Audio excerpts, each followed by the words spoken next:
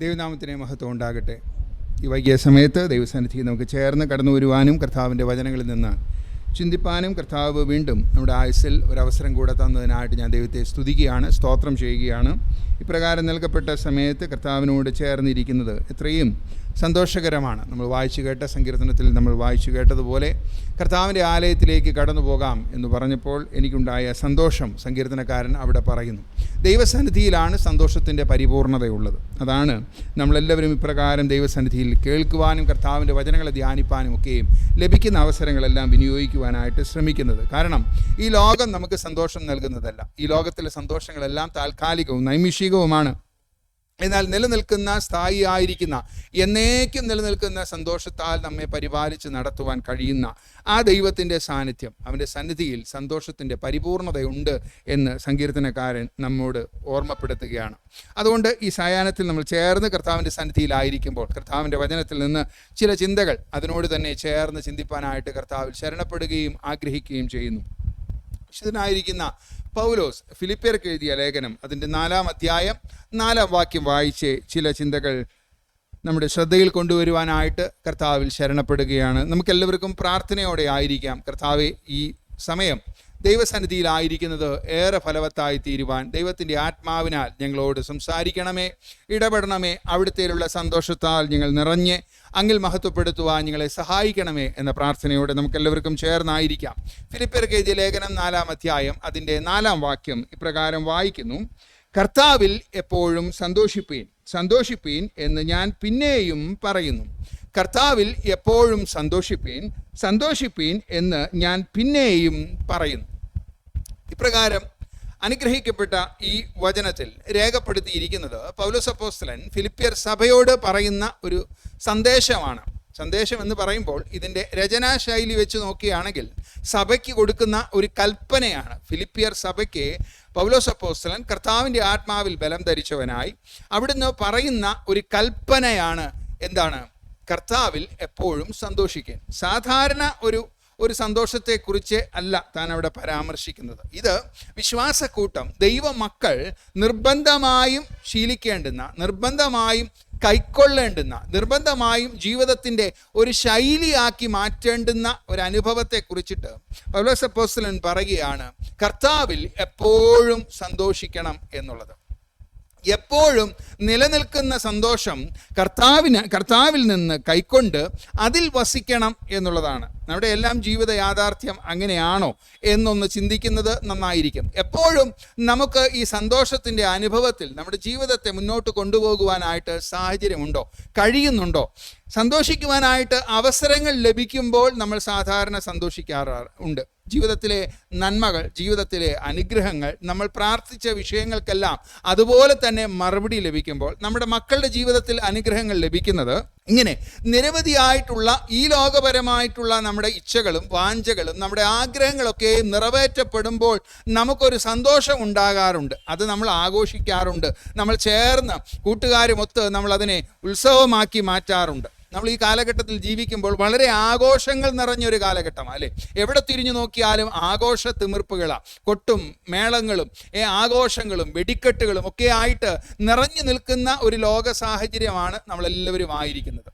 ഈ സന്തോഷത്തെക്കുറിച്ച് നമുക്ക് തന്നെ മനസ്സിലാക്കാൻ കഴിയുന്ന ഒരു സത്യം എന്തെന്ന് വെച്ച് കഴിഞ്ഞാൽ അത് വളരെ നൈമിഷികമായി തീരുന്ന ഒരു അനുഭവമാണ്. വളരെ കുറച്ച് സമയം മാത്രം നമ്മെ സന്തോഷിപ്പിക്കാൻ കഴിയുന്ന, കുറച്ച് സമയം മാത്രം അതിൽ നമ്മെ ഉന്മാദം കൊള്ളിക്കുവാൻ കഴിയുന്ന, ഒരു സമാധാനം കണ്ടെത്തുവാൻ കഴിയുന്ന ഒരു അനുഭവം ഈ സിനിമാ തിയേറ്ററിലൊക്കെയും കടന്നു പോകുമ്പോൾ നമുക്ക് കാണാനായിട്ട് കഴിയുന്നു. ആ ടിക്കറ്റൊക്കെയും ലഭിക്കുവാനും ആ സിനിമ കാണുവാനുമായിട്ട് വളരെ ഉത്സാഹത്തോടെ, വളരെ വളരെ ആഗ്രഹത്തോടെ ജനം തിരക്കി നിൽക്കുന്നതായിട്ട് കാണാനായിട്ട് കഴിയും. എന്നാൽ ഈ പല വീഡിയോയിലൊക്കെ ഞാൻ കണ്ടിട്ടുള്ളതാണ്, ഈ സിനിമ കഴിഞ്ഞ് അതിൻ്റെ റിവ്യൂ ചോദിക്കുന്ന ഒരു ഏർപ്പാടുണ്ട്. ഇപ്പോൾ നമ്മൾ കണ്ടുവരുന്നതാണ് എല്ലാത്തിൻ്റെയും റിവ്യൂ, അല്ലേ? എല്ലാത്തിൻ്റെയും ഒരു അഭിപ്രായം തേടുന്ന ഒരു ലോകത്താണ് ജീവിക്കുന്നത്. അത് കൊള്ളാകോ, നന്നായിട്ടുണ്ടോ, മോശമായിട്ടുണ്ടോ എന്ന് അഭിപ്രായം ചോദിക്കുന്ന ഒരു സമയം. അപ്പോൾ ഇങ്ങനെ അഭിപ്രായം ചോദിക്കുമ്പോൾ പലരും പറയുന്നത് വലിയ തുക കൊടുത്ത് എയർ കണ്ടീഷനിലിരുന്ന് വളരെ ചാരി വളരെ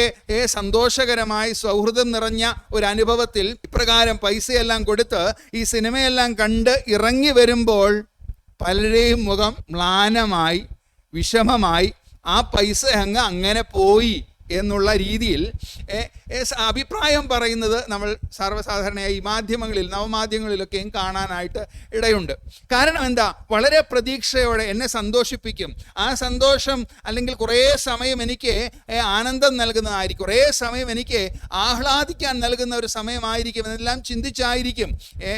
റേറ്റ് ഒന്നും എനിക്ക് അറിയത്തില്ല, എന്നാലും ഞാൻ പറയട്ടെ, 400, 500, 1000 ഒക്കെയും കൊടുത്ത് ആ സന്തോഷത്തിൽ നമ്മൾ ഏർപ്പെടാൻ ശ്രമിക്കുന്നത്. എന്നാൽ നമ്മൾ വിചാരിച്ച അത്ര അങ്ങ് അത് നമുക്ക് സന്തോഷം നൽകിയില്ലെങ്കിൽ വലിയ നിരാശയുടെ അനുഭവത്തോടെ മടങ്ങി വരുന്നതായിട്ട് കാണാം. ഇത് തന്നെ എല്ലാ കാര്യങ്ങളിലും.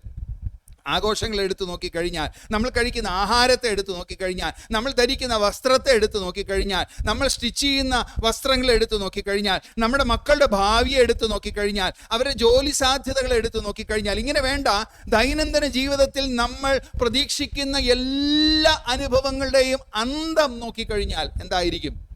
അത് വളരെ കുറച്ച് സമയം മാത്രം നിലനിൽക്കുന്ന, കുറച്ച് സമയം മാത്രം നമ്മെ സന്തോഷിപ്പിക്കാൻ കഴിയുന്ന, കുറച്ച് സമയം മാത്രം ഒരു ഉന്മാദത്തിൻ്റെ അനുഭവം നൽകാൻ കഴിയുന്നതാണെന്നാണ് മനസ്സിലാക്കുന്നത്. അതുകൊണ്ട് തന്നെ പൗലോസ് അപ്പോസ്തലൻ സഭയോട് പറയുമ്പോൾ അവിടുന്ന് എടുത്തു പറയുകയാണ്, കർത്താവിൽ എപ്പോഴും സന്തോഷിപ്പീൻ എന്ന.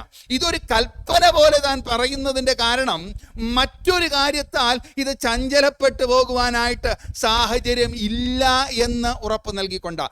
വേറെ ഏതെങ്കിലും ഒരു കാരണത്താൽ അത് സ്വാധീനിക്കപ്പെട്ട് ഈ സന്തോഷത്തെ അടക്കി വയ്ക്കുവാനോ കുറച്ച് കളയുവാനോ സാഹചര്യമില്ല, സാധ്യതയില്ല എന്ന് ഉറപ്പാക്കത്തക്കവണ്ണം. അങ്ങനെ പറയുമ്പോൾ ഒരു വിശ്വാസിയായിരിക്കുന്ന ഞാൻ ഈ ജീവിതത്തിൻ്റെ യാത്രയിൽ അഭിമുഖീകരിക്കേണ്ടി വരുന്ന കഷ്ടനഷ്ടങ്ങളുണ്ട്, സുഖ സൗകര്യങ്ങളുണ്ട്, മേന്മകളുണ്ട്, കുറവുകളുണ്ട്, ഇങ്ങനെ വ്യത്യസ്തമായ ജീവിത അനുഭവങ്ങൾ പലതുണ്ട്. എന്നാൽ വിശ്വാസിയായിരിക്കുന്ന എനിക്ക് സ്ഥായിയായി നിലനിൽക്കേണ്ടുന്ന മനോഭാവം സന്തോഷമാണ്. കാരണം ഇത് കൽപ്പനയായിട്ടാണ് പറഞ്ഞു, ദൈവമക്കൾക്കുള്ള കൽപ്പനയാണ്. എന്താണ്? എപ്പോഴും സന്തോഷിക്കണം എന്നുള്ളത്. മ്ലാനമായിരിക്കുവാൻ സാഹചര്യങ്ങളും സമ്മർദ്ദങ്ങളും ഒക്കെയും എൻ്റെ മേൽ കിടക്കുമ്പോഴും എനിക്ക് സന്തോഷിക്കാൻ കഴിയണം. ഈ ലേഖനത്തിൻ്റെ പശ്ചാത്തലം ചിന്തിക്കുകയാണെങ്കിൽ പൗലോസ് അപ്പോസ്തലൻ തൻ്റെ അനുഭവത്തിന് ഘടകവിരുദ്ധമായിട്ടുള്ള ഒരു അനുഭവമാണ് താൻ ഇവിടെ പറയുന്നത് എന്ന് മനസ്സിലാക്കുവാനായിട്ട് സാധിക്കും. കാരണം പൗലോസ് അപ്പോസ്തലൻ ഇപ്പോൾ കിടക്കുന്നത് റോമ കാരാഗൃഹത്തിൻ്റെ ആ ഒരു അനുഭവത്തിലാണ്. തൻ്റെ വിധി കാത്തും കൊണ്ട്, തൻ്റെ മരണവിധി കാത്തും കൊണ്ട് കിടക്കുന്ന ഒരു സാഹചര്യത്തിൽ ഈ ലേഖനം താൻ ഫിലിപ്പിയർ സഭയ്ക്ക് എഴുതുമ്പോൾ, ഫിലിപ്പിയർ സഭയിൽ നിന്ന് ലഭിച്ചിരിക്കുന്ന നന്മകൾക്ക് ഒരു നന്ദി സൂചകമായിട്ട് എഴുതിയിരിക്കുന്ന ലേഖനമാണ് ഫിലിപ്പിയർക്ക് എഴുതിയ ലേഖനം. അതിൻ്റെ പശ്ചാത്തലങ്ങളൊക്കെ നമുക്കറിയാം. ആ സാഹചര്യത്തിൽ ഈ സഭയോട് താൻ നന്ദി പറയുവാനായിട്ട് ഒരുങ്ങുമ്പോൾ, ആ സാഹചര്യത്തിൽ താൻ കിടക്കുമ്പോൾ, കാരാഗ്രഹത്തിൻ്റെ അനുഭവത്തിൽ അല്പം മാത്രം വെട്ടം ലഭിക്കുന്ന ഒരു സാഹചര്യം, ഇരുളാണ് അവിടെ സ്ഥായിയായി നിൽക്കുന്ന അനുഭവം. എപ്പോഴും ഇരുട്ടാണ്, അല്പസ്വല്പം വെട്ടം, ഈ സൂര്യൻ്റെ ഗതി അനുസരിച്ച് മാത്രം ലഭിക്കുന്ന അല്പമായ വെട്ടം, അല്ലെങ്കിൽ തനിക്ക് കരുതുവാനായിട്ട് കൊടുത്തിരിക്കുന്ന വിളക്കിൻ്റെ സഹായത്തോടെ മാത്രം ലഭിക്കാൻ കഴിയുന്ന ചെറിയ ഒരു വെട്ടം, ഇത് മാത്രമേ തനിക്ക് ലഭ്യമായിരിക്കുന്നുള്ളൂ. അത്രമാത്രം കഷ്ടതയുടെ നടുവിൽ, അത്രമാത്രം ഇടുങ്ങിയ പരിമിതപ്പെട്ട ജീവിത സാഹചര്യത്തിൻ്റെ നടുവിൽ താൻ പറയുകയാണ് സന്തോഷിക്കുവാൻ. തനിക്ക് ലഭിക്കുന്ന സന്തോഷം അവിടെ എന്താ? തനിക്ക് സന്തോഷിക്കുവാനായിട്ട് കഴിയുന്ന സാഹചര്യം എന്തെങ്കിലും അവിടെ ഉണ്ടോ? ശ്രദ്ധിച്ചു നോക്കിക്കഴിഞ്ഞാൽ തനിക്ക് ബാഹ്യമായ ലഭിക്കാൻ കഴിയുന്ന യാതൊരു പശ്ചാത്തലങ്ങളും അവിടെ ഇല്ല എന്ന് വ്യക്തമാണ്.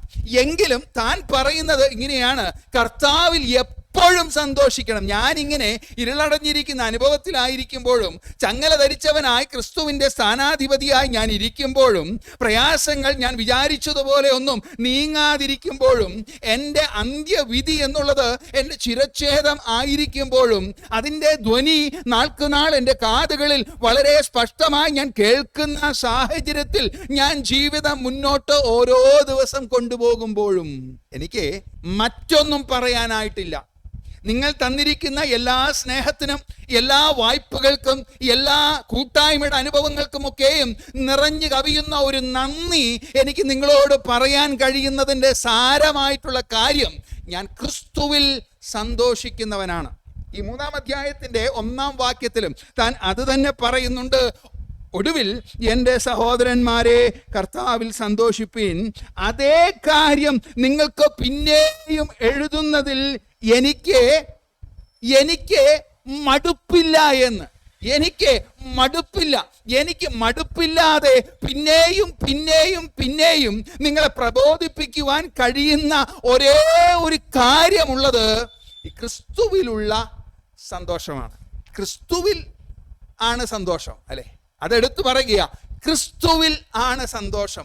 എഴുതിയ സുവിശേഷം 12-ാം അധ്യായം അതിൻ്റെ 16 തുടങ്ങിയുള്ള വാക്യങ്ങൾ വായിക്കുമ്പോൾ അവിടെ താൻ പറയുന്ന ഒരു ഉപമയിൽ ഇങ്ങനെയാ പറയുന്നത്: ധനവാനായിരിക്കുന്ന ഒരു മനുഷ്യനെ വളരെയധികം ഭൂമിയിൽ വിളവുണ്ടായി.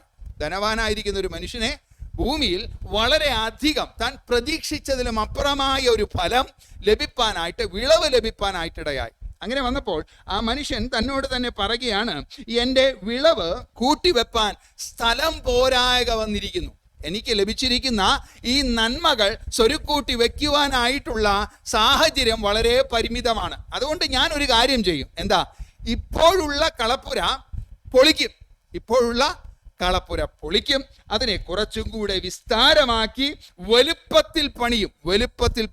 എന്നിട്ട് എനിക്ക് ലഭിച്ചിരിക്കുന്ന വസ്തുവകകളും എനിക്ക് ലഭിച്ചിരിക്കുന്ന ഈ വിളവുമെല്ലാം ഞാൻ അതിൽ സ്വരുക്കൂട്ടി വെക്കും, അതിൽ സംഭരിച്ചു വെക്കും. എന്നിട്ട് ഏറിയ ആണ്ടുകൾ മതിയാകുന്നോളം ഞാൻ എന്ത് ചെയ്യും? ആ വസ്തുവകളിൽ നിന്ന് ആശ്വാസം കണ്ടെത്തും.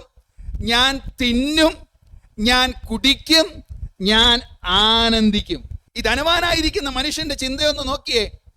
ഇത് സർവ്വസാധാരണമാണ്, അല്ലേ? നമുക്കൊരു ലോട്ടറി അടിച്ചാൽ നമ്മൾ എന്ത് ചെയ്യും, അല്ലേ? നമുക്കും കുറച്ച് ധനം വന്നു കഴിഞ്ഞാൽ എന്ത് ചെയ്യും? നമുക്കും നമ്മുടെ ജീവിതത്തിന്റെ പരിമിതപ്പെട്ട സാഹചര്യങ്ങൾക്കൊക്കെയും മാറ്റം വന്നാൽ നമ്മുടെയും ചിന്ത എന്താകും? കളപ്പുരയൊന്നും കുറച്ചും കൂടെ വലുതാക്കാം. ഇതെല്ലാം സ്വരുക്കൂട്ടി വെക്കുവാനായിട്ടുള്ള ഒരു സംഭരണി നമുക്ക് കുറച്ചും കൂടെ നന്നായി ഉണ്ടാക്കാം. അല്ലെങ്കിൽ കുറച്ചും കൂടെ ഇൻട്രസ്റ്റ് അധികം ലഭിക്കുന്ന ഒരു പ്ലാനിൽ കൊണ്ടുപോയി നിക്ഷേപിക്കാം. അത് മ്യൂച്വൽ ഫണ്ടായിട്ടും, അല്ലെ, ഇൻഷുറൻസ് ആയിട്ടും ഒത്തിരി കാര്യങ്ങൾ നമുക്ക് ഈ കാലഘട്ടത്തിൽ ലഭ്യമാണ്. ഇവിടെയും ധനവാൻ ചിന്തിക്കുന്ന കാര്യം, ആശയം ഇതാണ്. എന്താണ്? എനിക്ക് ധനം വർദ്ധിച്ചിരിക്കുന്നു, എനിക്ക് വിളവ് തന്നിരിക്കുന്നു, താൻ ദൈവം എന്നെ അനുഗ്രഹിച്ചിരിക്കുന്നു എന്ന് പറയുന്നില്ല, അല്ലെ? വിളവിൽ തനിക്ക് സന്തോഷമാ, ലഭിച്ചിരിക്കുന്ന നന്മയിൽ ഒരുപാട് സന്തോഷമാ താൻ പ്രകടിപ്പിക്കുന്നത്. എനിക്ക് നല്ല വിളവ് ലഭിച്ചിരിക്കുന്നു. അപ്പോൾ വിശ്വാസി മക്കൾ വിളവ് ലഭിച്ചാൽ അവരുടെ സന്തോഷത്തിൽ ഒരു വ്യത്യാസം മാത്രമാണ് ഞാൻ കണ്ടിട്ടുള്ളൂ. ഈ കാലഘട്ടത്തിൻ്റെ പ്രത്യേക അനുസരിച്ച് ഞാൻ പറയുക. വിശ്വാസി മക്കൾ പറയുകയാണെങ്കിൽ ഒരു കാര്യം കൂടെ പറയും: ദൈവം എന്നെ അനുഗ്രഹിച്ചിരിക്കുന്നു. ബാക്കിയെല്ലാം സെയിമാ. ഈ സ്റ്റോറി, ഇതേ കഥ ഒരു വിശ്വാസ കൂട്ടത്തിൻ്റെ അനുഭവമായിട്ട് പറയുകയാണെങ്കിൽ അവൻ ഇങ്ങനെ പറയും: എന്താ?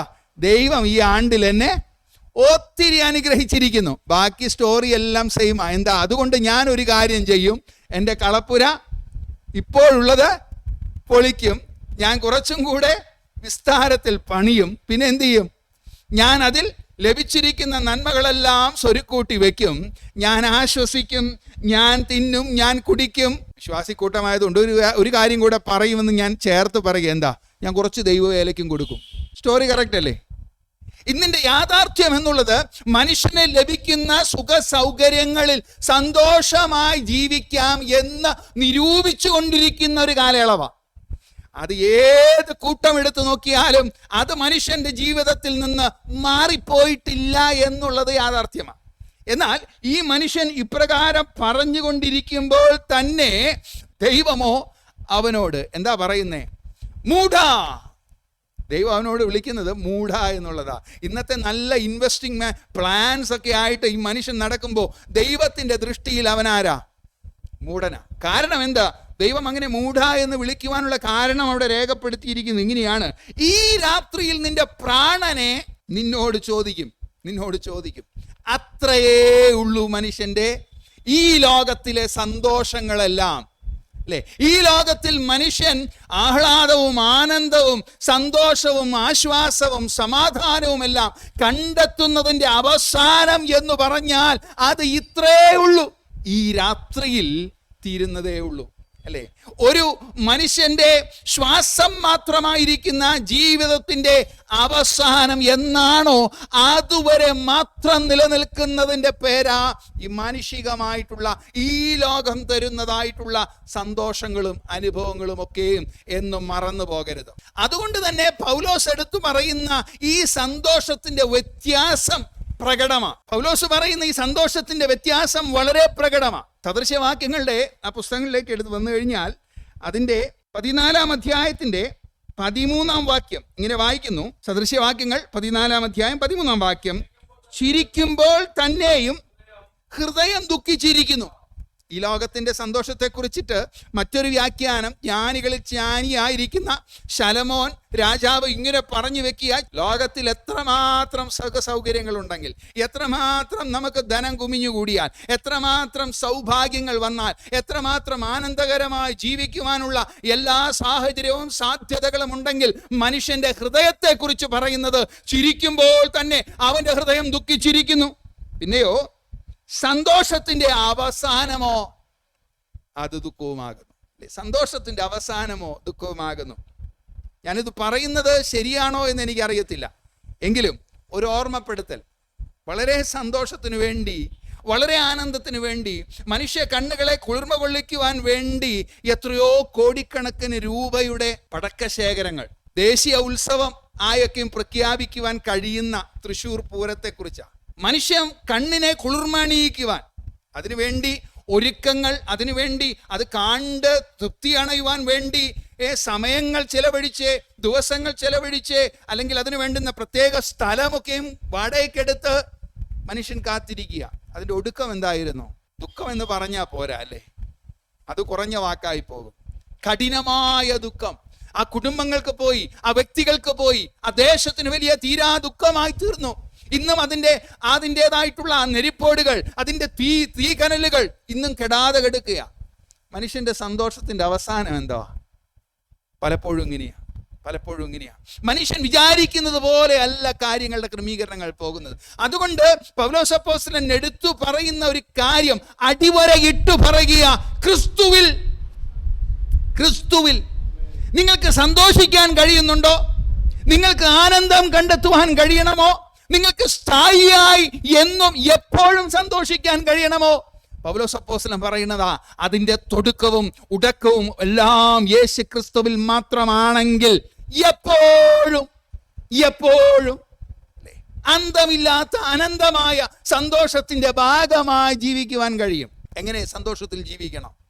എങ്ങനെ സന്തോഷിക്കാൻ കഴിയണം? എങ്ങനെ നമുക്ക് സന്തോഷിക്കാൻ കഴിയും? ആരംഭം ക്രിസ്തുവിലാണെങ്കിൽ, തുടർമാനമുള്ള ജീവിതം ക്രിസ്തുവിനോട് കൂടെയാണെങ്കിൽ, നിന്റെ ഒഴുക്കവും ക്രിസ്തുവിൽ തന്നെ ആയിരിക്കും. നിന്റെ ആനന്ദം അത് പൂർണ്ണമായി തീരും. അതുകൊണ്ട് പൗലോസ് അപ്പോസ്തലൻ ഈ സഭയോട് പറയുക, വിശ്വാസക്കൂട്ടത്തോട്, യേശു കർത്താവിന്റെ രക്തത്താൽ വീണ്ടെടുക്കപ്പെട്ടിരിക്കുന്നു എന്ന് അവകാശം പറയുന്ന ഈ കൂട്ടരോട്, ഫിലിപ്പിയർക്ക് ലേഖനം 1-ാം അധ്യായം അതിന്റെ 4-ാം വാക്യം വായിച്ചു കഴിഞ്ഞാൽ അവിടെ ഈ ഫിലിപ്പിയ കൂട്ടത്തെ വിളിക്കുന്ന ഒരു പേരുണ്ട്.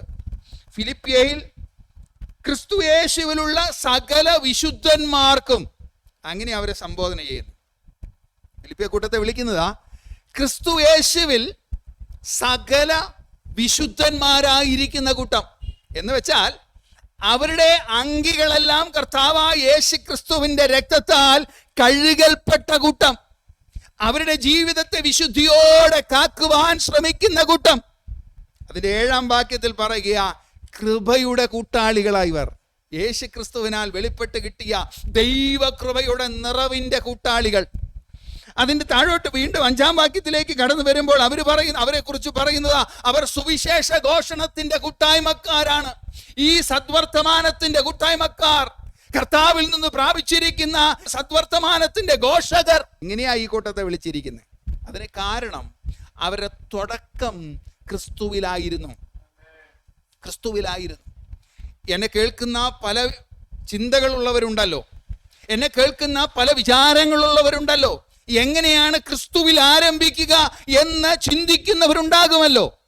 അവർക്കായി കർത്താവിന്റെ വചനത്തിൽ ഇങ്ങനെ പറയുന്നു, അവനെ കൈക്കൊണ്ട് അവന്റെ നാമത്തിൽ വിശ്വസിക്കുന്ന ഏവനും ഏവർക്കും ദൈവമക്കളായി തീരുവാൻ ദൈവം അധികാരം തന്നിരിക്കുക. വിശുദ്ധ യോഹന്നാന്റെ സുവിശേഷം 1-ാം അധ്യായം 12-ാം വാക്യത്തിൽ അങ്ങനെയാണ് എഴുതിയിരിക്കുന്നത്, യേശു ക്രിസ്തുവിനെ കൈക്കൊള്ളണം. യേശു ക്രിസ്തുവിനെ ക്രിസ്തുവായി കൈക്കൊള്ളണം. ക്രിസ്തുവായി കൈക്കൊള്ളണം എന്ന് പറയുമ്പോൾ ലോക ചിന്തയിൽ യേശു ക്രിസ്തുവിനെ പോലെ തുല്യം പറയാനായിട്ട് ഒരു മനുഷ്യൻ ഇല്ല എന്ന് എല്ലാവർക്കും അംഗീകരിക്കുവാൻ കഴിയുന്ന യാഥാർത്ഥ്യമാണ്. പലരും അംഗീകരിക്കുന്ന സത്യമാണ്. അവനെപ്പോലെ ഒരു നായകനില്ല എന്ന് പറയുന്നവർ ഏറെയുണ്ട്. അവനെപ്പോലെ ഒരു വിപ്ലവകാരി ഇല്ല എന്ന് പറയുന്നവർ ഏറെയുണ്ട്. അവനെപ്പോലെ ഒരു രാജാവായി കൊള്ളാകുന്നവൻ, കൈക്കൊള്ളാകുന്നവൻ വേറെ ആരുമില്ല എന്ന് അംഗീകരിക്കുന്നവരുണ്ടാകാം. അവനെപ്പോലെ ഒരു പ്രവാചകൻ ഈ ലോകത്ത് വന്നിട്ടില്ല എന്ന് സമ്മതിക്കുന്നവരും ഉണ്ടാകാം. അവനെപ്പോലെ ജീവിച്ചവൻ, അവനെപ്പോലെ പഠിപ്പിച്ചവൻ, അവനെപ്പോലെ അത്ഭുതങ്ങൾ ചെയ്തവൻ മറ്റാരും ഇല്ല എന്ന് സമ്മതിക്കുന്നവരുണ്ടാകാം. എന്നാൽ വ്യത്യാസം, അവൻ നിന്റെ ക്രിസ്തുവാണ് എന്ന് നീ അംഗീകരിച്ചിട്ടുണ്ടോ? അവനെ നിനക്ക് വേണ്ടി അയക്കപ്പെട്ടവനാണ്, നിന്റെ പാപത്തിന്റെ പരിഹാരത്തിന് വേണ്ടി എന്നേക്കുമായി കാൽവറിയിൽ ഒരിക്കലായി നൽകപ്പെട്ട പരമമായ യാഗം. അത് നിമിത്തം നിന്റെ പാപങ്ങൾക്ക് എന്നേക്കുമായിട്ടുള്ള മോചനം. യേശു ക്രിസ്തു പിതാവായ ദൈവത്തിന്റെ ഏകജാതനായിരിക്കുന്നവൻ മാനവകുല പാപത്തിന്റെ എന്നേക്കുമായിട്ടുള്ള പരിഹാരത്തിന് വേണ്ടി ഒരിക്കലായി ഭൂമിയിൽ ഇറങ്ങി വന്നവൻ, അയക്കപ്പെട്ടവൻ, എനിക്കായി നൽകപ്പെട്ടവൻ, എനിക്കായി ജീവനെ തന്നവൻ, തന്റെ മറവിലെ ആകൽ നിമിത്തം ദൈവത്തിനെ എനിക്ക് സ്വീകാര്യമായി കൈക്കൊണ്ടപ്പെട്ടവൻ ക്രിസ്തുവായി അംഗീകരിച്ചിട്ടുണ്ടോ? മറ്റെല്ലാ തലത്തിലും കർത്താവിനെ നമുക്ക് മനസ്സിലാക്കാനായിട്ട് സാധിക്കുന്നുണ്ടോ? കൈക്കൊള്ളുവാനായിട്ട് കഴിയും. പ്രശ്നങ്ങളൊന്നുമില്ല. അവന്റെ ഗിരിപ്രഭാഷണം നമുക്ക് ഇഷ്ടമാണ്. അവൻ ചെയ്ത അത്ഭുതങ്ങളിൽ നമുക്ക് പ്രയാസങ്ങളില്ല. അവൻ പഠിപ്പിച്ച കാര്യങ്ങളിലൊന്നും നമുക്ക് തർക്കങ്ങളില്ല. അവൻ ഉപദേശിച്ചതുപോലെ ഉപദേശിച്ചവൻ ഇല്ല എന്ന് നമുക്ക് അറിയാം. അവനോളം താഴ്മ ധരിച്ചവനും ഇല്ല എന്നുള്ള സത്യം തന്നെയാണ്. എന്നാൽ അവൻ എനിക്ക് വേണ്ടി നൽകപ്പെട്ട കടന്നു വന്ന ക്രിസ്തു. ശമര്യക്കാരിയായ സ്ത്രീ അങ്ങനെയാ പറഞ്ഞത്. മെഷിഹ വരുമ്പോൾ, ക്രിസ്തു വരുമ്പോൾ അവൻ എല്ലാം യഥാസ്ഥാനപ്പെടുത്തും. എല്ലാ മതിലുകളെയും അവൻ പൊളിച്ചു കളയും. ജാതീയമായിട്ടുള്ള വ്യവസ്ഥകൾക്ക് മാറ്റം വരുത്തും. ആരാധന രീതികളിൽ അവൻ വ്യത്യാസം വരുത്തും. മനുഷ്യ ഹൃദയങ്ങളെ ജീവിപ്പിക്കും. അവൾ സാക്ഷീകരിക്കുക. ശമര്യക്കാരിയായ സ്ത്രീയാ. ഇന്നും മാനവകുലം കാത്തിരിക്കുന്നത് അപ്രകാരമായിട്ടുള്ള ഒരുവൻ കടന്നു വന്ന് കാര്യങ്ങളെ ക്രമീകരിക്കണം എന്നുള്ളത് തന്നെയാണെന്നുള്ളതിൽ തർക്കമില്ല. ഇവിടെ പറയുക, അവനെ കൈക്കൊണ്ട്, അവനെ ക്രിസ്തുവായി കൈക്കൊണ്ട്, അവന്റെ നാമത്തിൽ വിശ്വസിക്കുക. എന്താ? അവൻ ലോകരുടെ പാപത്തെ ചുമക്കുന്നവനായതുകൊണ്ട്, ലോകത്തിന്റെ പാപത്തെ ചുമന്നൊഴിക്കുന്നവനായതുകൊണ്ട്, പരിഹാരിയായതുകൊണ്ട് അവന് യേശു എന്ന് പേർ വിളിക്കണം എന്നുള്ള ദൂത് അനുസരിച്ച് അവന്റെ നാമത്തെ വിശ്വസിച്ച് അവർക്ക് എന്ത് ലഭിക്കും?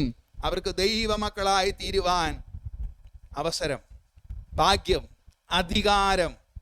ഇവിടെയാ ക്രിസ്തുവിൽ എന്ന് പറയുന്ന ജീവിതത്തിന്റെ അനുഭവം തുടക്കപ്പെടുന്നത്.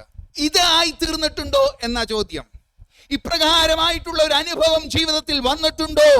എന്നാൽ നിനക്ക് എന്നും സന്തോഷമായിരിക്കും. ലോകം തരുന്നതല്ല, ലോകം തരുന്നത് പോലെയല്ല. ലോകം തരുന്നത് നൈമിഷികമാ, താൽക്കാലികമാ. നമ്മൾ കുറച്ചു മുമ്പേ ചിന്തിച്ചതാ.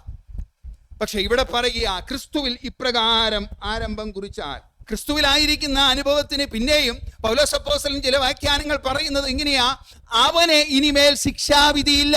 റോമർക്കെഴുതിയ ലേഖനം 8-ാം അധ്യായം അതിന്റെ 1-ാം വാക്യത്തിൽ എങ്ങനെയാ പറയുന്നത്? അതുകൊണ്ട് ഇപ്പോൾ ക്രിസ്തുവിലുള്ളവർക്ക് ഒരു ശിക്ഷാവിധിയുമില്ല. എന്താ ശിക്ഷിക്കപ്പെടുവാനുള്ള കാരണം? എന്താ ശിക്ഷയ്ക്ക് കാരണം? എന്തിനാ ശിക്ഷിക്കപ്പെടേണ്ടത് വരുന്നത്? മനുഷ്യന്റെ പാപം നിമിത്തം. തെറ്റിനാണ് എപ്പോഴും ശിക്ഷ, അല്ലേ? ശരിക്കല്ലല്ലോ. അത് നമുക്കെല്ലാവർക്കും അംഗീകരിക്കപ്പെടാൻ കഴിയാവുന്ന ഒരു സത്യവും കൂടെയാ. തെറ്റ് ചെയ്താൽ ശിക്ഷിക്കപ്പെടണം. അത് നമ്മളും ആഗ്രഹിക്കുന്നതാ. ലോകത്തിന്റെ ചില വ്യവസ്ഥകളും ചില നിയമങ്ങളും ഒക്കെയും കാണുമ്പോൾ അറിയാതെ നമ്മുടെ മനസാക്ഷിയുടെ ഉള്ളത്തിൽ നിന്ന് നമ്മൾ പറയാറില്ലേ, അതങ്ങനെ വെറുതെ വിടേണ്ടതല്ലായിരുന്നുവെന്ന്, അതിന് ന്യായമായ ശിക്ഷ ലഭിച്ചില്ല എന്ന് നമ്മൾ അഭിപ്രായപ്പെടാറില്ലേ? നമ്മളങ്ങനെ പറയാറില്ലേ? അത് ശരിയായില്ല, ന്യായം ലഭിക്കുവോളം നമ്മൾ അതിനു വേണ്ടി പോരാടണം എന്ന് നമ്മൾ ആഹ്വാനം കൊടുക്കുന്നത് കേട്ടിട്ടില്ലേ? കാരണം എന്താ?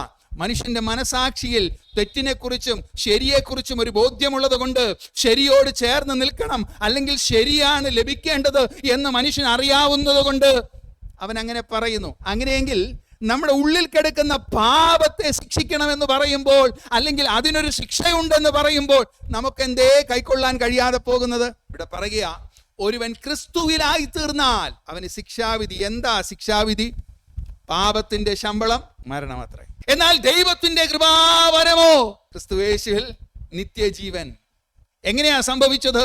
ഇപ്പോൾ ക്രിസ്തുയേശുവിൽ ഉള്ളവർക്ക് ഈ കർത്താവിനെ രക്ഷിതാവും എന്റെ പാപത്തിന്റെ പരിഹാരവും എന്റെ വീണ്ടെടുപ്പുകാരനുമായി ഞാൻ എന്ത് അംഗീകരിക്കുന്നുവോ, എന്റെ ഹൃദയത്തിന്റെ നാഥനായി, എന്റെ ജീവിതത്തിന്റെ കർത്താവായി എന്ന് ഞാൻ ഈ കർത്താവിനെ ഹൃദയത്തിൽ കൈക്കൊണ്ടിട്ടുണ്ടോ, അന്ന് മുതൽ എനിക്ക് വെച്ചിരിക്കുന്ന പാപത്തിന്റെ ശമ്പളമായ മരണമെന്ന ശിക്ഷാവിധിയിൽ നിന്ന് എന്നേക്കുമായൊരു നീക്കുപോക്ക്. ഇവിടെ പറയാ, യേശു ക്രിസ്തുവിലായാൽ ശിക്ഷാവിധിയില്ല. പിന്നെയും പൗലോസ് അപ്പോസ്തലൻ 2 കൊരിന്ത്യർക്ക് ലേഖനം 5-ാം അധ്യായം 17-ാം വാക്യത്തിൽ പറയുന്നതാ, ഒരുവൻ ക്രിസ്തുവിലായാൽ അവൻ പുതിയ സൃഷ്ടി, പഴയതെല്ലാം കഴിഞ്ഞുപോയി, ഇതാ സകലതും പുതുതായി തീർന്നിരിക്കുന്നു. ഇവന്റെ പേരാ ക്രിസ്തുവിൽ.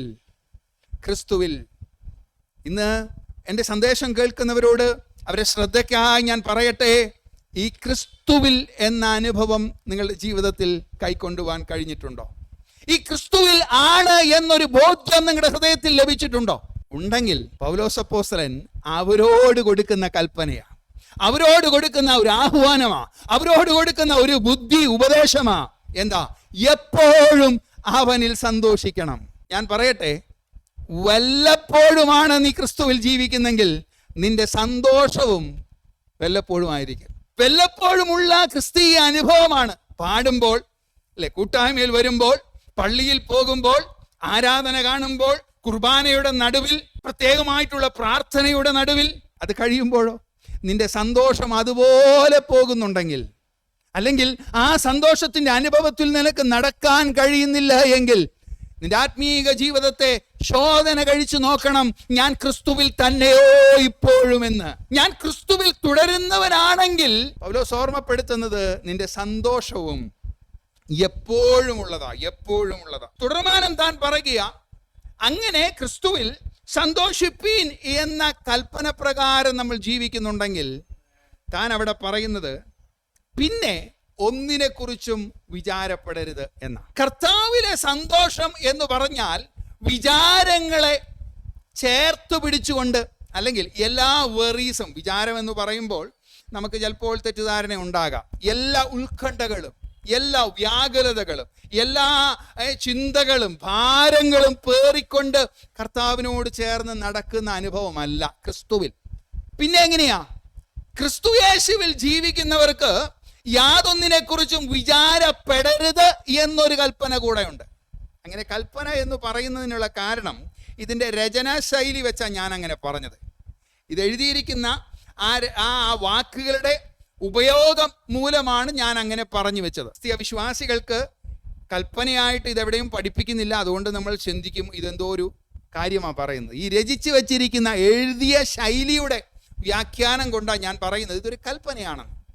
അങ്ങനെ യേശുക്രിസ്തുവിൽ എപ്പോഴും സന്തോഷം ലഭിക്കണമെങ്കിൽ ഒന്നിനെ കുറിച്ച് വിചാരപ്പെടും. ഈ സന്തോഷം കെട്ടുപോകുന്നത് എവിടെയാ? അടുത്ത നിമിഷം എന്ത് സംഭവിക്കും? എന്താണ് അടുത്ത സമയം എനിക്കുണ്ടാകാനായിട്ട് പോകുന്നത്? ലൂക്കോസിന്റെ സുവിശേഷം തന്നെ 8-ാം അധ്യായത്തിലേക്ക് കടന്നു വരുമ്പോൾ അവിടെ ഒരു ഉപമ കർത്താവ് പറയുന്നുണ്ട്. എന്താ? നമുക്കെല്ലാവർക്കും പരിചിതമായ വിതയ്ക്കുന്നവൻ്റെ ഉപമയാണ്. വിതയ്ക്കുന്നവൻ വിത്ത് വിതയ്ക്കാൻ തുടങ്ങി. ചിലത് വഴിയരികിൽ വീണു, ചിലത് പാറസ്ഥലത്ത് വീണു, ചിലത് മുള്ളിനരികെ വീണു, ചിലത് നല്ല സ്ഥലത്ത് വീണു. വിതയ്ക്കുന്നവൻ വിതയ്ക്കുവാൻ തുടങ്ങിയത് ഒരിക്കലും പാറയിൽ കൊണ്ടിടുവാനോ മുള്ളിനിടയിൽ ഇടുവാനോ വഴിയരികെ വിതയ്ക്കുവാനോ അല്ല. നല്ല സ്ഥലം ലക്ഷ്യമാക്കിയ വിതയ്ക്കുന്നവൻ വിതയ്ക്കാൻ തുടങ്ങിയത്. എന്നാൽ താൻ വിതയ്ക്കുന്ന മാത്രയിലുണ്ടായ ചില സാഹചര്യങ്ങളാണ് രേഖപ്പെടുത്തിയിരിക്കുക. ഇത് കർത്താവ് മനുഷ്യ ഹൃദയത്തെ കുറിച്ചിട്ട് പരാമർശിച്ചു പറഞ്ഞതാ. മനുഷ്യന്റെ ഹൃദയം എങ്ങനെയായിരിക്കുന്നു? വഴിയരികു പോലെയാ, അല്ലേ? വഴി പോലെയാ. എന്താ വഴിയുടെ പ്രത്യേകത?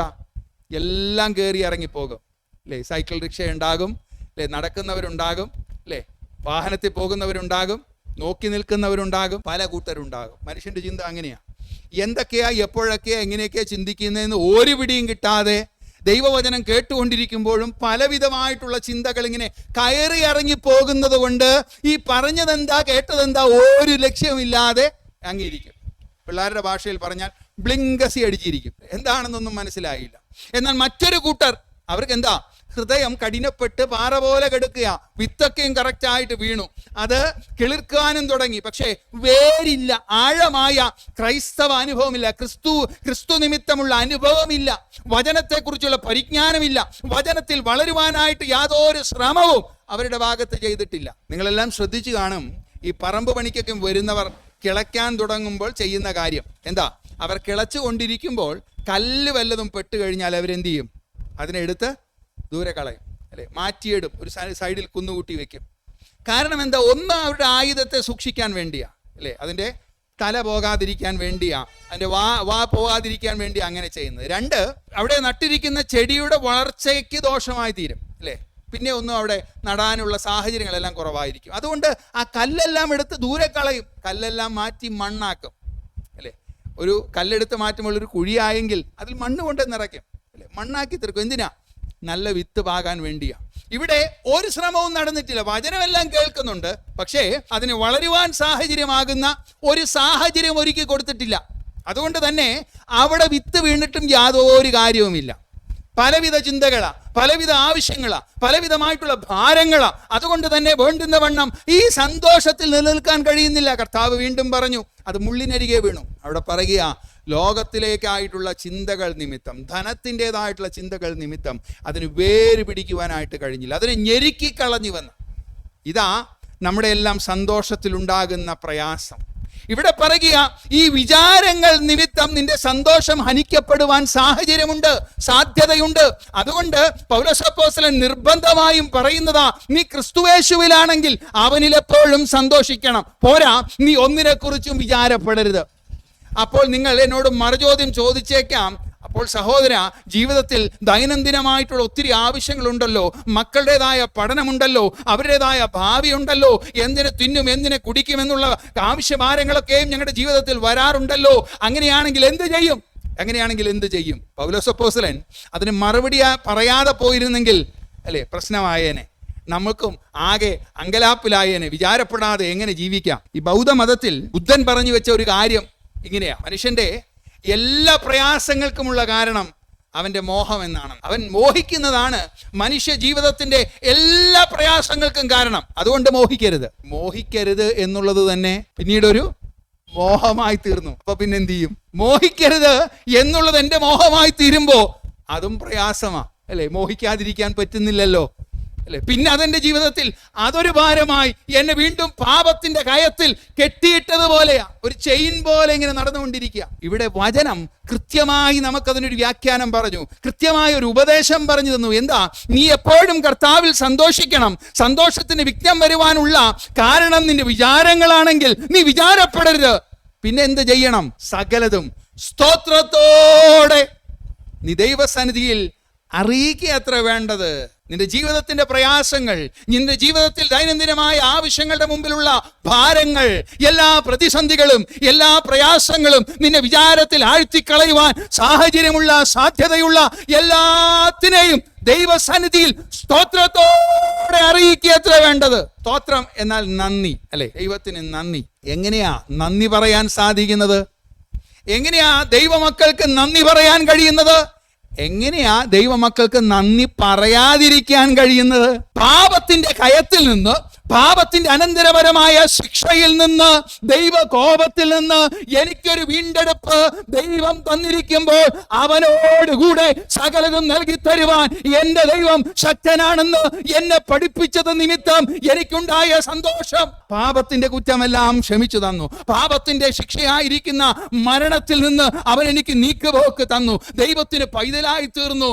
എന്നെ ആ സ്വന്തം പുത്രനെ ആദരിക്കാതെ എനിക്ക് വേണ്ടി നൽകി തന്നവനോടുകൂടെ, യേശുക്രിസ്തുവിനോടുകൂടെ എൻ്റെ ആവശ്യങ്ങൾക്ക് ഉതകുന്നതെല്ലാം നൽകി തന്നു എന്നറിയുമ്പോൾ ഞാൻ എന്താ പറയുന്നേ? ഞാൻ ഈ ദൈവത്തോട് എന്താ പറയുന്നേ? നന്ദി, നന്ദി, സ്തോത്രം, സ്തോത്രം, സ്തോത്രം. കർത്താവേ, അങ്ങേക്ക് സ്തോത്രം. അങ്ങന്റെ ജീവിതത്തെ നോക്കി ഇത്രയും വലിയ കാര്യങ്ങൾ ചെയ്തു തന്നതിനായി സ്തോത്രം. ഈ സ്തോത്രത്തിന്റെ ശബ്ദം മുഴങ്ങുമ്പോ വിചാരങ്ങളുടെ ശക്തി കുറയും. എന്തിനെ കുറിച്ചാ വിചാരപ്പെട്ടെ? എന്ത് തിന്നും, എങ്ങനെ ജീവിക്കും, എങ്ങനെ രണ്ടറ്റവും കൂട്ടിമുട്ടിക്കും, എങ്ങനെ നാളെയെ കുറിച്ച് ഞാൻ കരുതും, എങ്ങനെ എന്റെ ഭാവിയായിരിക്കും, ഇതെല്ലാം കയറി വിചാരപ്പെടുമ്പോൾ, ഇന്നലകളിൽ പ്രവർത്തിച്ച ദൈവത്തെ ഓർക്കുമ്പോൾ, ഇന്നലകളിൽ ദൈവം എന്നെ കരുതിയ വിധങ്ങൾ ഓർക്കുമ്പോൾ, ഇന്നലകളിൽ ദൈവത്തിന്റെ കരങ്ങളിൽ എന്നെ വഹിച്ചത് ഓർക്കുമ്പോൾ, നാളെയെ കുറിച്ചുള്ള വിചാരങ്ങളെല്ലാം സ്തോത്രം, സ്തോത്രം, സ്തോത്രം. കർത്താവേ, നീ നടത്തുവാൻ വിശ്വസ്തൻ, നീ പരിപാലിപ്പാൻ വിശ്വസ്തൻ, നീ കാക്കുവാൻ വല്ലമയുള്ളവൻ.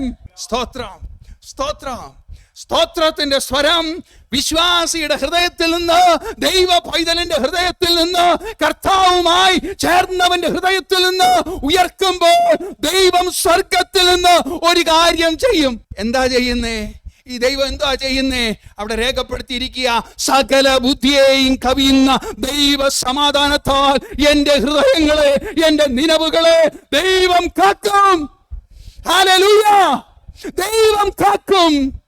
എന്നെ കേൾക്കുന്ന ആരെങ്കിലും ജീവിതത്തിന്റെ പ്രയാസത്തെ നോക്കി, ജീവിതത്തിൽ അഭിമുഖീകരിക്കുന്ന കഷ്ടതയെ കണ്ട്, നാളെ കുറിച്ചുള്ള വിചാരത്താൽ മനം തകർന്ന് എന്തു ചെയ്യണമെന്നറിയാതിരിക്കുന്നുണ്ടോ?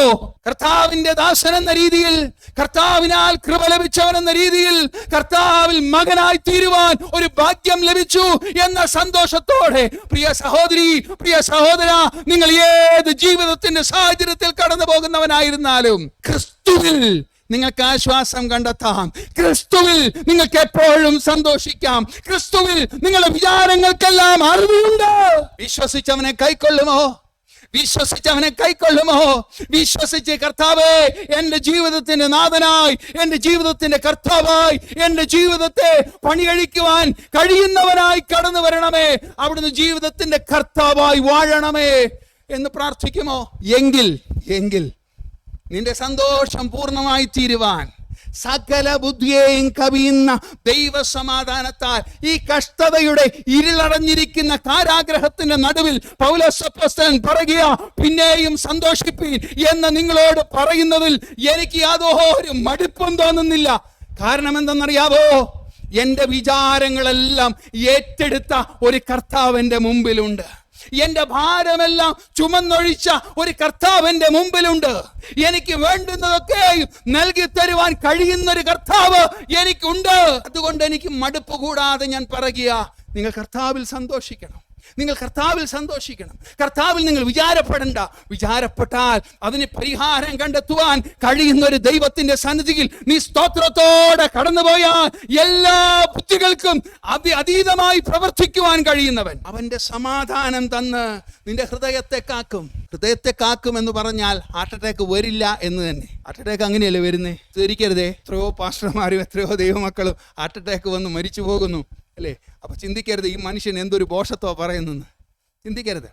ഞാൻ പറഞ്ഞത് ഫിസിക്കലായിട്ടുള്ള ഹാർട്ടിന്റെ രോഗത്തെക്കുറിച്ചല്ല. പക്ഷേ ഭാരം കയറി ഹൃദയാഘാതം വരുന്നത് പോലെ നിന്റെ ഹൃദയമെല്ലാം ഇങ്ങനെ ഞെരുങ്ങിയിരിക്കുന്ന അനുഭവത്തിൽ വരുമ്പോൾ നീ സ്തോത്രത്തോടെ ദൈവസന്നിധിയിൽ കടന്നു പോയാൽ നിന്റെ ഹൃദയങ്ങളെ ബാധിക്കുന്ന ഒരു ചിന്തയും നിന്നെ അറ്റാക്ക് ചെയ്യാതെ, നിന്നെ തകർത്ത് കളയുവാൻ നോക്കാതെ വണ്ണം അവൻ ഹൃദയത്തെ സീൽ ചെയ്യും, അവനെ കാത്തു സൂക്ഷിക്കും. ഭാരങ്ങളുടെ നടുവിൽ പലരും പലതും പറഞ്ഞേക്കാം.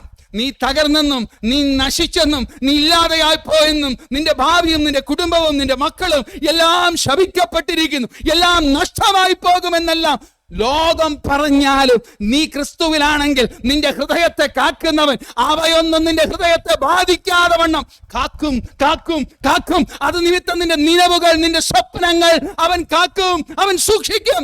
ഹല്ലേലൂയ, സ്തോത്രം, ഹല്ലേലൂയ, സ്തോത്രം. ഇവിടെ പൗലോസ് അപ്പോസ്തലൻ ഫിലിപ്പിയരോട് ധൈര്യത്തിനായി പറയുക, അവനിൽ കർത്താവായ യേശു ക്രിസ്തുവിൽ എപ്പോഴും സന്തോഷിപ്പീൻ. ഞാൻ പിന്നെയും നിങ്ങളോട് അത് തന്നെ പറയുക. എന്നെ കേൾക്കുന്ന ദൈവജനത്തോട് അത് തന്നെ പറയുന്നതിൽ ഒരു മടുപ്പും കൂടാതെ ഇന്ന് ഈ വൈകിയ സമയത്ത് നിങ്ങൾ അഭിമുഖമായി ഞാൻ സംസാരിച്ചു കൊണ്ടിരിക്കുമ്പോൾ പറയട്ടെ, ക്രിസ്തുവിൽ പിന്നെയും സന്തോഷിപ്പീൻ. നിന്റെ സന്തോഷം ക്രിസ്തുവിലാണോ? ഈ ലോകം തരുന്ന മായാ കാഴ്ചയിലാണോ? മായാ ചന്തയിലാണോ? പലതും കാഴ്ചയായി മുന്നാകെ വിരിച്ചു നിൽക്കുമ്പോൾ അതെല്ലാം നൈമിഷികമാണെന്ന് നിനക്ക് അറിയുവാൻ കഴിയുന്നുണ്ടോ? ഒരുപക്ഷെ ലഹരികളായിരിക്കാം, പല വിധത്തിലുള്ള ലഹരികൾ കാഴ്ചയാലും കേൾവികളാലും നമ്മൾ ഉപയോഗിക്കുന്നതിനാലും ലഭിക്കുന്ന താൽക്കാലികമായിട്ടുള്ള ഒരു ഹൈക്ക്, ഒരു സുഖം, ഒരു ഉന്മാദം എത്ര നിമിഷം ജ്ഞാനികളിൽ ജ്ഞാനിയായവൻ പറയുക, അതിന്റെ അന്തം ദുഃഖമാണ്. അതിന്റെ അന്തം നിന്റെ ജീവനെ കൊണ്ടേ പോകത്തുള്ളൂ.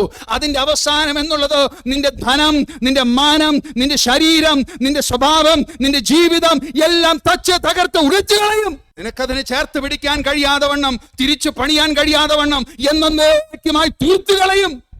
നിനക്ക് ദൈവസന്നിധിയിൽ പോലും നിൽക്കുവാൻ കഴിയാതെ വണ്ണം നീ തകരപ്പെടും. എന്നെ കേൾക്കുന്ന പ്രിയ ദൈവജനമേ, വളരെ സ്നേഹത്തോടെ, വളരെ താഴ്മയോടെ ദൈവസന്നിധിയിൽ നിന്നുകൊണ്ട് ഞാൻ നിങ്ങളോട് പ്രബോധിപ്പിക്കുകയാണ്. ഈ കർത്താവിനെ കൈക്കൊണ്ടാൽ, ഈ കർത്താവിൽ വിശ്വസിച്ചാൽ, ഈ കർത്താവിൽ നിന്റെ ജീവിതം സമ്പൂർണമായി സമർപ്പിച്ചാൽ അവിടുന്ന് നൽകുന്ന ഒരു സന്തോഷമുണ്ട് കേട്ടോ. അത് കാരാഗ്രഹമായിരിക്കാം, അത് പ്രതിസന്ധികളായിരിക്കാം, അത് രോഗങ്ങളുടെ നടുവിലായിരിക്കാം, ഇല്ലായ്മയുടെയും പട്ടിണിയുടെയും നടുവിലായിരിക്കാം. എന്നാൽ അകത്തു പകർന്നിരിക്കുന്ന സന്തോഷത്തെ ഈ വകയാലൊന്നും കെടുത്തിക്കളയുവാൻ, മോഷ്ടിച്ചു കൊണ്ടുപോകുവാൻ, അപഹരിച്ചു കൊണ്ടുപോകുവാൻ കഴിയാതെ വണ്ണം എന്നേക്കുമുള്ള സന്തോഷത്താൽ നിന്നെ നിറച്ച് നിന്റെ ആവശ്യങ്ങളെല്ലാം നിറവേറ്റി തരുവാൻ കഴിയുന്നൊരു കർത്താവ്. അവന്റെ വചനം ഉറപ്പ് നൽകുന്നതാ, ചുമ്മാ അങ്ങ് പറയുന്നതല്ല.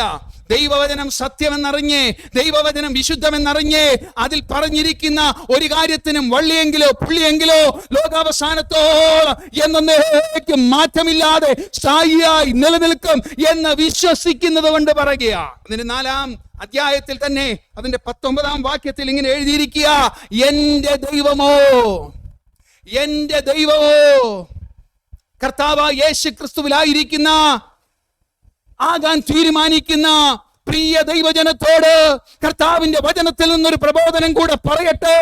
എന്റെ ദൈവമോ നിങ്ങളുടെ ബുദ്ധിമുട്ടുകളൊക്കെയും, നിങ്ങൾ വിചാരപ്പെടുന്ന എല്ലാ പ്രയാസങ്ങളും, നിങ്ങൾ അഭിമുഖീകരിക്കേണ്ടി വരുന്ന എല്ലാ കഷ്ടതകളും, നിങ്ങൾക്ക് കൊണ്ടുപോയി നടക്കുന്ന എല്ലാ ഞെരുക്കങ്ങളും ബുദ്ധിമുട്ടുകളും ഒക്കെയും ഒന്നുപോലും മാറ്റം വെക്കാതെ, ഒന്നുപോലും മാറ്റി നിർത്താതെ സകലതും എങ്ങനെ തീർത്തു തരും? മഹത്വത്തോടെ, തന്റെ ധനത്തിന് ഒത്തവണ്ണം. ആരുടെ ധനത്തിന്? ബാങ്ക് ഡെപ്പോസിറ്റിന്റെ ബലത്തിലാണോ? ഇപ്പോൾ ലഭിക്കുന്ന ഇൻട്രസ്റ്റ് റേറ്റിലാണോ? അല്ല കേട്ടോ. നീ ക്രിസ്തുവിലാണെങ്കിൽ, നീ യേശു ക്രിസ്തുവിലായി തീർന്ന പൈതലാണെങ്കിൽ, കർത്താവ് നിന്റെ കടങ്ങളെല്ലാം തീർത്തു തരുന്നത്, നിന്റെ ഭാരങ്ങളെല്ലാം തീർത്തു തരുന്നത്, നിന്റെ ഞെരുക്കങ്ങളെല്ലാം തീർത്തു തരുന്നത്, നിന്റെ കഷ്ടതകളിൽ നിന്ന് വിടുവിക്കുന്നത് അവന്റെ മഹത്വത്തിന്റെ ധനത്തിനെ ഒപ്പവണ്ണം ക്രിസ്തുവേശുവിൽ സമ്പൂർണമായും പൂർണ്ണമായും തീർത്തു തരും എന്ന് വചനം ഉറപ്പ് പറയുക.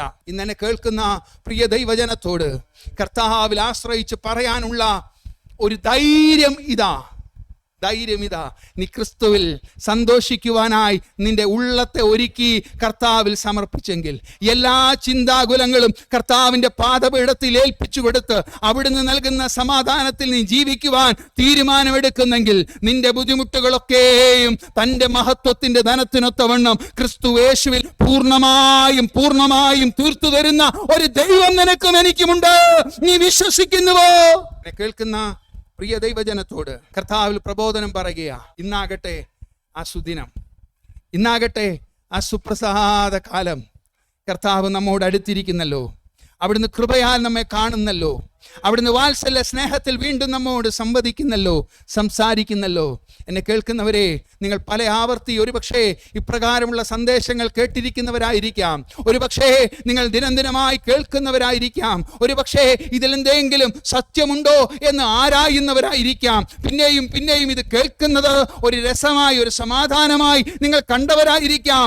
എന്നാൽ ഈ രാത്രി, ഈ സന്ധ്യയെങ്കിൽ എപ്പോഴാണോ നിങ്ങൾ ഈ ശബ്ദം കേൾക്കുന്നത്, ആ സമയത്ത് നിങ്ങളുടെ ഹൃദയത്തെ കർത്താവിലേക്ക് കൊടുത്താൽ അവനെ രക്ഷകനും കർത്താവും നിങ്ങളുടെ ജീവിതത്തിന്റെ നാഥനും നിങ്ങളുടെ ജീവിതത്തെ പണി കഴിക്കുന്ന, ശോഭയുള്ളതാക്കി തീർക്കുന്ന, പവിഴം പോലെ, പൊന്നുപോലെ, തങ്കത്തെ പോലെ ശുദ്ധീകരിക്കുന്നവനും നവീകരിക്കുന്നവനുമായി തീർക്കുന്ന കർത്താവിങ്കിൽ നിങ്ങൾ സമർപ്പിച്ചാൽ നിന്റെ സന്തോഷം പൂർണ്ണമാക്കി തീർക്കു തരുവാൻ അവിടത്തേക്ക് കഴിയും കേട്ടോ. അവിടത്തേക്ക് കഴിയും. നിങ്ങളുടെ ജീവിതങ്ങളൊന്ന് കർത്താവിന്റെ കരങ്ങളിലേക്ക് അപ്രകാരം ഏൽപ്പിച്ചു കൊടുക്കാവോ? എന്നോട് ചേർന്നൊന്ന് പ്രാർത്ഥിക്കാൻ നിങ്ങൾക്ക് മനസ്സുണ്ടോ? എന്നോട് ചേർന്ന് ഈ കർത്താവിങ്കിലേക്കൊന്ന് അർപ്പിക്കുവാൻ നിങ്ങൾക്ക് സാധിക്കുന്നുണ്ടോ? നിങ്ങൾ ഏത് പശ്ചാത്തലത്തിലായിരിക്കുന്നു? നിങ്ങൾ ഏത് സാഹചര്യത്തിലായിരിക്കുന്നു?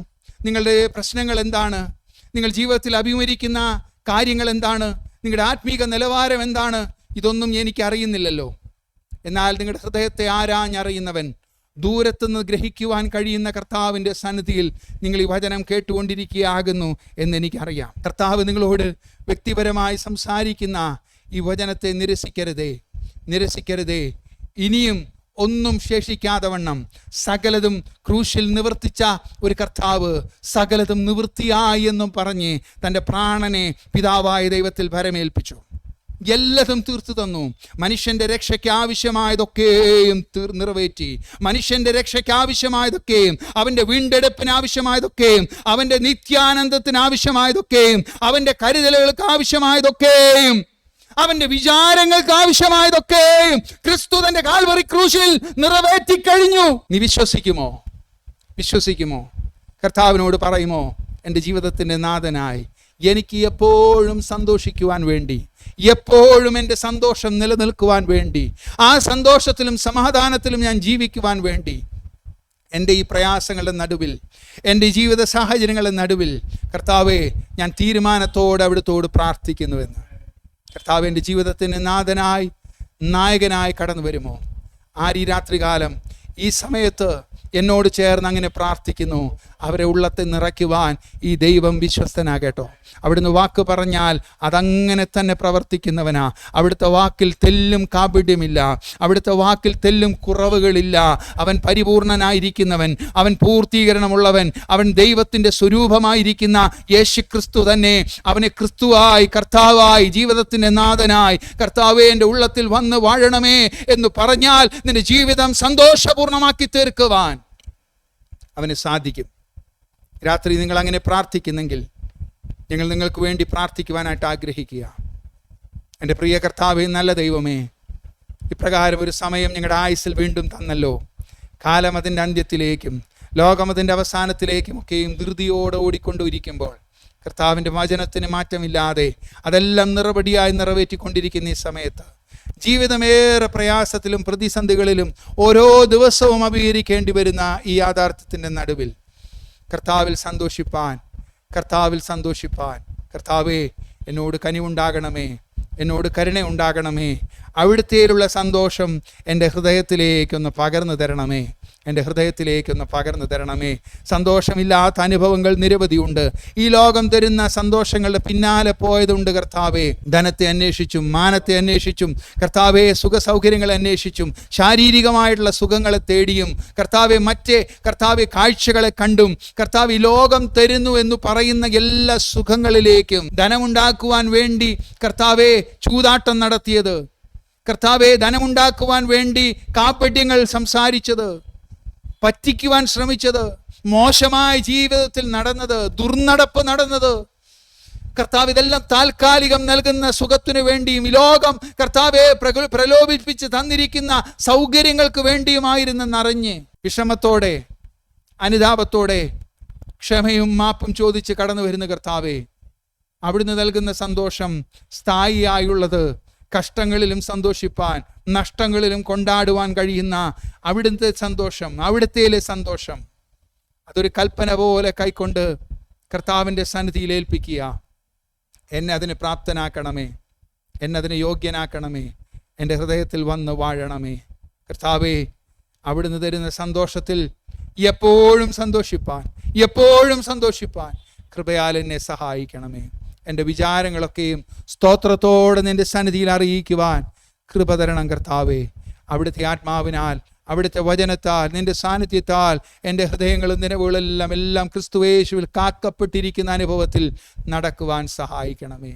എൻ്റെ മുട്ടുകളൊക്കെയും തീർത്തു തരുന്ന കർത്താവിൽ സ്തോത്രം ചെയ്തുകൊണ്ട് ജീവിപ്പാൻ മേലാലും സഹായിക്കണമേ. ഈ ഒരു സമയം ഞങ്ങൾക്ക് വേണ്ടി അനുവദിച്ചതിനായിട്ട് സ്തോത്രം.